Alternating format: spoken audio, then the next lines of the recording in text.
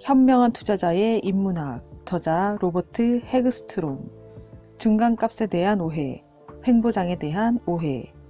대부분의 투자자들은 주식시장을 시간이 흐르면서 계속 오르거나 아니면 계속 내리는 강세장과 약세장 두 가지로 기억합니다. 하지만 덜 친숙한 세 번째 시장 유형이 있습니다. 횡보장이라고 불리는데 오래도록 변화가 거의 없는 시장을 말합니다. 가장 유명한 횡보장 중에 하나는 1975년에서 1982년 사이에 발생했습니다. 1975년 10월 1일 다우존스 산업평균지수는 784포인트를 기록했습니다.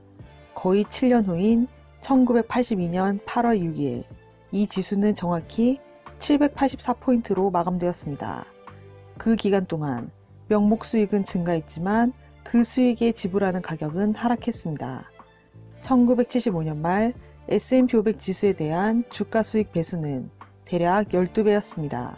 1982년 가을 그 값은 거의 7배 수준으로 하락했습니다.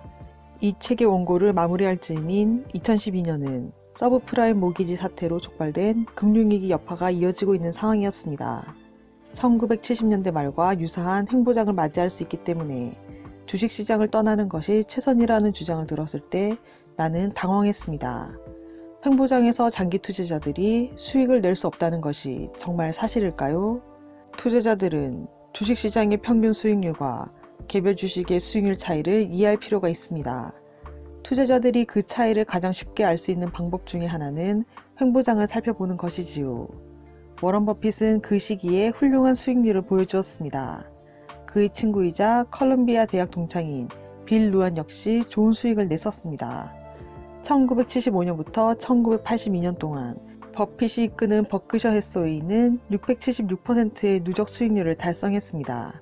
루안과 그의 펀드 파트너도 415%의 누적 수익률을 기록했습니다. 그들은 어떻게 횡보장에서 이런 놀라운 수익을 낼 수 있었을까요? 먼저 1975년과 1982년 사이에 주식시장에 있었던 500개 대형주의 수익률 성과를 살펴보았습니다.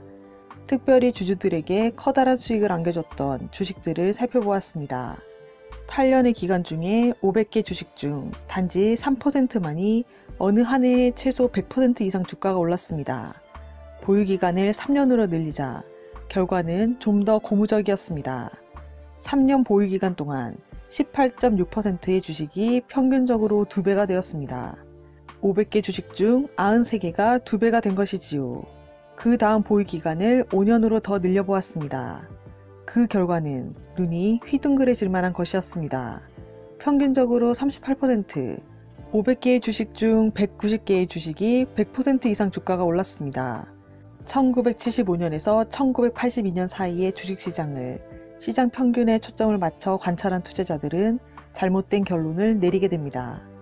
그들은 시장의 방향이 횡보했다고 잘못 가정하게 됩니다. 하지만 실제로 시장 안에서는 놀라운 변이들이 있었고 높은 초과 수익을 달성한 기회가 많았습니다. 어제의 평균이 내일의 평균이 아니다. 대부분의 사람들이 S&P 500 지수를 구성하는 주식들이 거의 바뀌지 않고 소극적으로 관리된다고 생각합니다. 하지만 이것은 사실이 아닙니다. 매년 스탠더드 푸어스의 선정위원회가 기존 기업 중에서 일부를 제외시키고 새로운 기업을 추가합니다. 지수를 구성하는 기업의 약 15%, 대략 75개의 기업이 바뀝니다. 어떤 기업들은 다른 기업에 합병되어 지수에서 빠집니다. 또 다른 기업들은 실적이 계속 나빠질 것으로 전망되어 가장 규모가 큰 500개 기업의 요건을 더 이상 충족하지 못하기 때문에 제외됩니다. 새로 추가되는 기업들은 일반적으로 경제에 영향력이 큰 산업 내에서 건강하고 활기찬 기업들로 선택됩니다.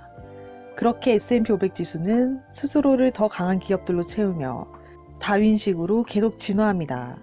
바로 적자 생존이 벌어지고 있는 것이지요. 50년 전의 S&P 500 지수는 제조, 에너지, 유틸리티 기업들로 주로 구성되었습니다.